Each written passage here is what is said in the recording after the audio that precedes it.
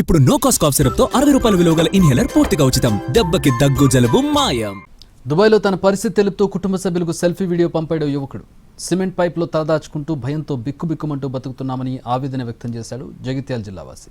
ఎండపల్లికి చెందిన మంతెన కిరణ్ దుబాయ్లో పనికి వెళ్ళాడు. కొన్ని రోజులు పని చేయించుకున్నాక అతన్ని బయటికి గెంటేశారు యజమానులు. దీంతో చేసేదేమీ లేక సిమెంట్ పైప్లో తలదాచుకున్నాడు కిరణ్.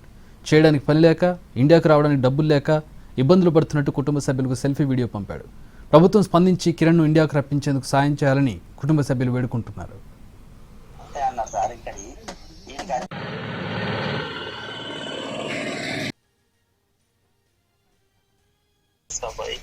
పాకిస్తాన్ వాళ్ళకి అప్ప చెప్పింది సార్.